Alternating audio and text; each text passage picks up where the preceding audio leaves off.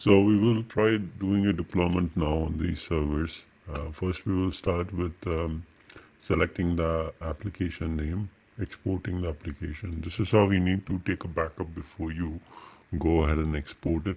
There are other things also which you need to do okay, it's invalid session. So let me re-log into this.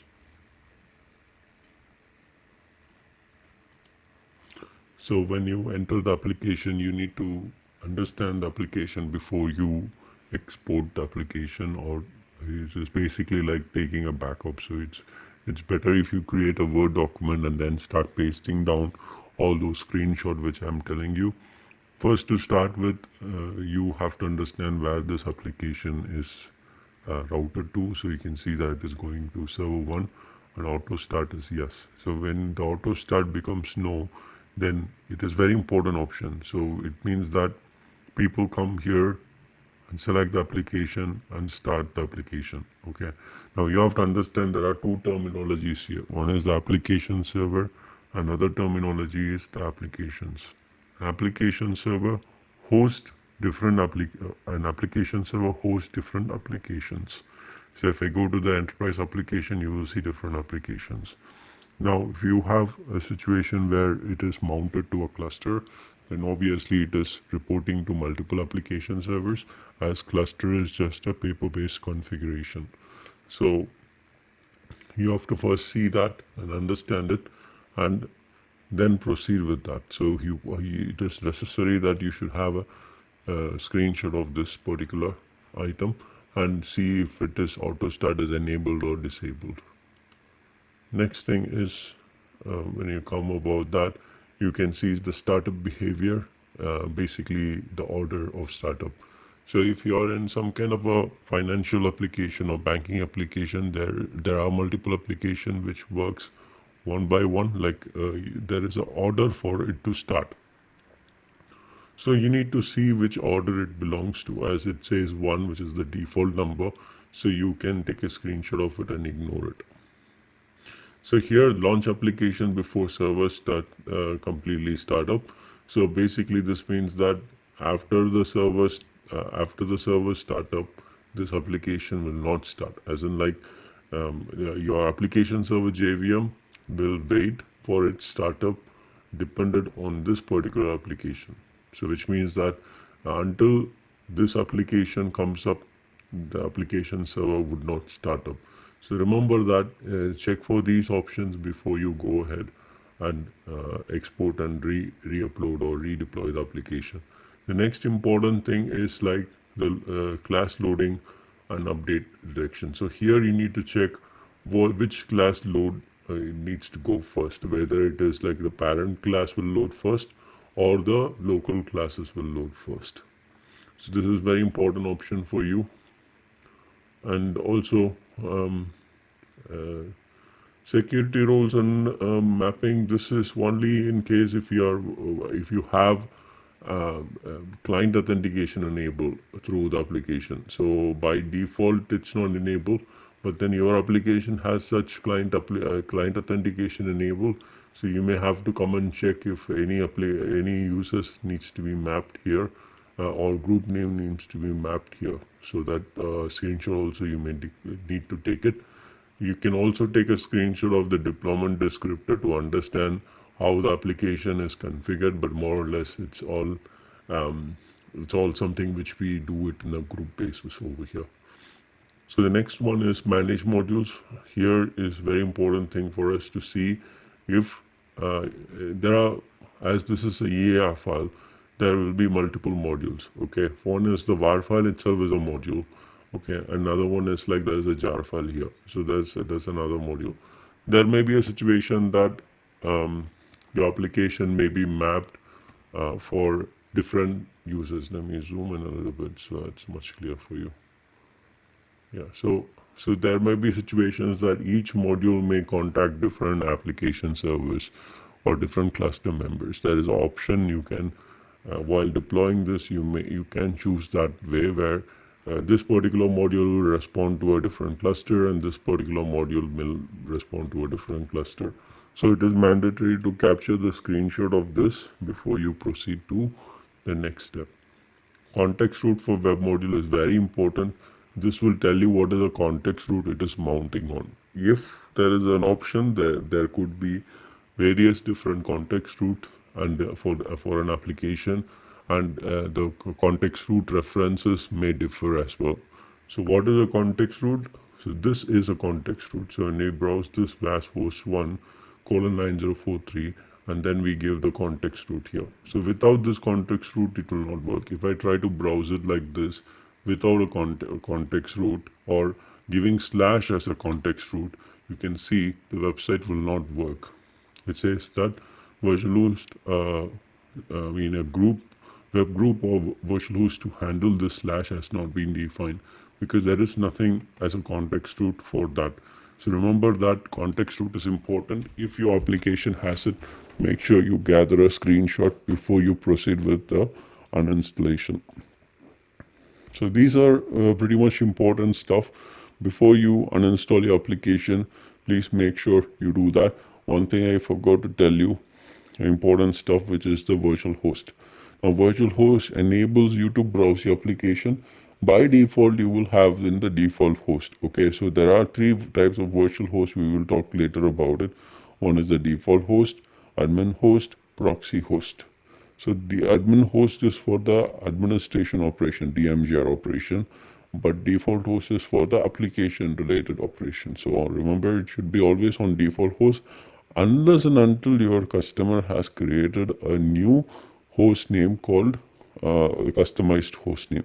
So you need to take a screenshot of this as well before you proceed with the uninstallation of an existing application. So before you uninstall existing application, you need to export the application in its own format. So there's a EAR file. So I am downloading this particular zip file. It is downloading it as a zip file, but it is actually a EAR file. So click black and then first stop the application from running. So remember, there is a stop and start function which will not affect the application server JVM. If I stop the application JVM, this console will go down, because as you know, this is a standalone server. So this console itself is coming from the server 1 only. Okay, but then individually the deployed applications can be stopped and started. Okay, now that's what I stopped it. Now select it and click the uninstall button. So now you will be able to uninstall the existing application from its existence in the server 1. Now review the changes. Now all these changes, right, will be sitting in the WS temp folder. Okay, so you got to remember that the WS temp folder is where all the workspace related items will sit. This is a workspace related item and it will be sitting there only. So click on save button to save these changes, so that this change will go and reflect on your actual configuration level changes, because we have uninstalled an application, which means a lot of configuration files needs to be changed. I have shown you in the previous screen what are the configuration it will change when you have done that. So click on install application. So this way we will be able to install the application. So you can choose this files from the local path, which means you can upload it to the server. The moment you upload it to the server, it will go sit on the installed apps folder. So if I just click on choose files, nothing is happening.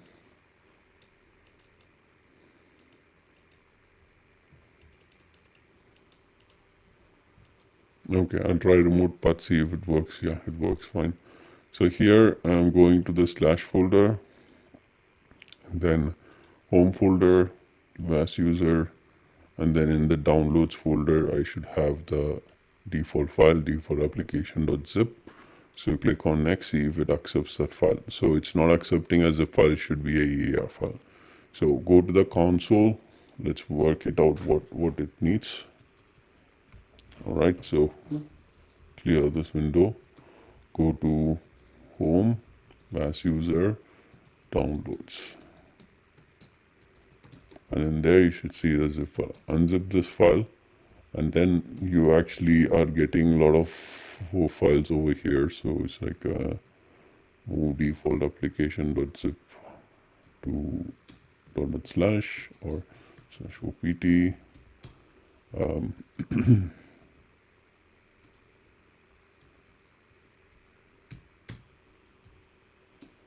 OPT installation. So we'll move it inside the OPT installation because we don't have permission for the OPT folder. So here we will remove all these files which was extracted and go to OPT installation. And here what we are supposed to do is like move this default application zip into default application.ear. Okay, once you have moved it to this, go back to the Chrome and then change this location. Click on browse, go to slash, go to OPT installation, then default application.ear. Now you may have a question why there are these two parts. Now these two parts are basically if you are uploading, if you are working, if you're accessing this console from your desktop where you are doing the deployment, and this console is obviously referred to the server, right, where your application is hosted. So if you want to upload it from your local system, use this path. But what you have done, you have already copied this EAR file into the server. Then use the remote file path to navigate into your server directories to figure out where that file exists in the server directories. So in this way, you use a remote file system. Local file system, you will use it in case if it needs to be uploaded from your desktop to the server. Now it has accepted the file. There are two options here, fast path and detailed path. So fast path will show you where additional information is required, where it's not able to collect those information from the EAR file itself. Okay. So here detailed information will show you all the options and parameters, so you can change it. We will stick with fast path and click on next. So now you see that these are pretty much that. So pre-compiled Java server page. So this is an option which you need to select if your developer asks you to do so. And then you can see where it's going to install the application. It's the app root installation. It's going to install the application there, and then all the details of the application name, which is going to have. So here just remove the EAR so that it becomes application name. Then all these things, and then click on next. And then here is where you need to map those modules. So these are the modules which is found inside the EAR file. Again, as I told you earlier, the EAR file can have any number of modules, and you have to refer the previous screenshot before you uninstall the application to understand which of those you need to select and what you need to map. Okay. So for example, I have multiple options available. So I like select this, and then I select the option and click on apply. And you will see that option is applied over here. So what is being selected here, you will have the cell name, node name, and server name. Sometimes it will be cell name, node name, and the cluster name. So if it is a cluster, if the servers are part of a cluster, then the cluster name will be directly displayed over here. Then you can select the module and select the cluster you want to do it and apply. So again, this will be captured in the screenshot which you would have taken earlier. Click on next, and then you get the summary page, and then click on finish to have the deployment completed. Now once the deployment is completed, it will again ask you to store this. So as of now, all your packages will be, all this configuration will be stored in the temp folder. So if I go to OPT IBM WebSphere application server profiles, profile name, and you can see the WS temp folder would have been updated with a lot of activities over here. Application deployment it says, and then it doesn't have anything here. So 5.1. Let's see if this has anything here. Workspace, cell level, blah blah, and then applications. You can see that the new application has been added over here. So likewise, you will see those whatever the workspace related items, you can see the updates over here. And then if you see the installable apps, if you have uploaded anything, it would have come over here, but you are taking it from the local system only. So nothing is found in the installable apps. If you go to the installed apps folder,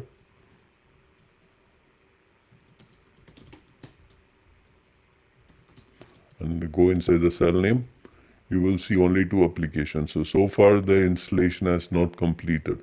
So far your EAR file has not been deployed because you are in the state where you have to save these changes, because whatever you have saved is saved in the WSTEM folder. It is not saved in the real folder.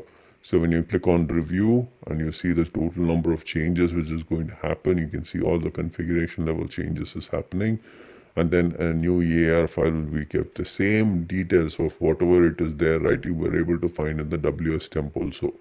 If you go back, you can see the same level of details in the WS temp also. And then when you hit the save button, you will be able to save this change. By default, it will be in the stop state. You just have to select it and hit the start button. So this will enable you to start your application, which is a default application which you have there. All right. So now the application is started. The next thing you are supposed to do is like to browse the application. To browse the application, you need couple of things. For example, you need to know what is the context root for it, what is the URL for it, like what is a host name, port number. So we have most of the information over here. Okay, so copy this information only. Only thing we need to do is like we need to check the port number of this.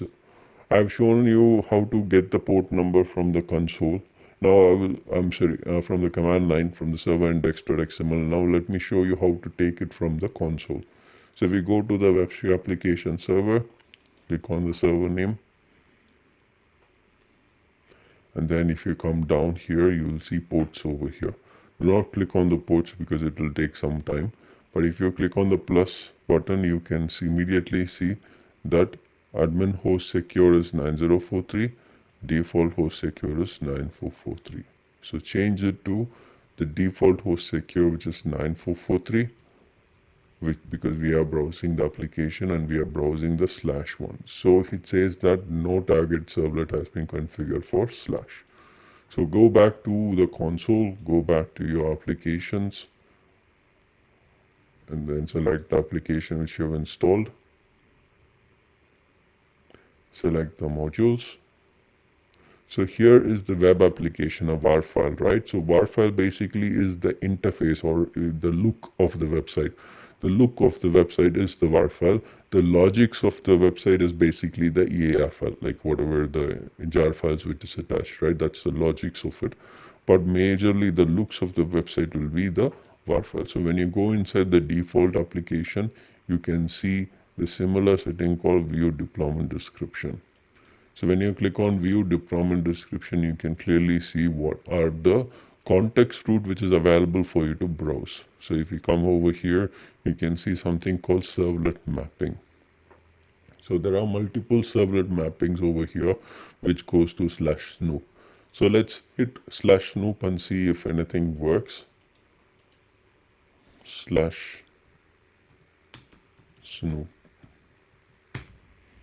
Hit enter, and then you can see something is loading fine. So now this information is coming in from basically from your application which you have deployed, and it is coming in from this context root. So please type however the context root is. If the context root says /snoop, then you have to type, now it says / right after the snoop. So you need to type it like that. So here if you see hello and then there is no /, so you have to type it exactly how the context root looks like, or else you will end up in problem again. You'll not be able to browse the what actually the intention was. So now I've typed hello. It is giving some hello from WebSphere application server. So it is giving you some outputs there. All right, so this is how you need to do stuff. This is how you need to configure your default application, deploy, undeploy, and default application, deploy it again. I've also given you extra information of what other information you need to capture while uninstalling the application. Again, leave all your questions in the question section. I'll be able to answer when I can. Thank you again.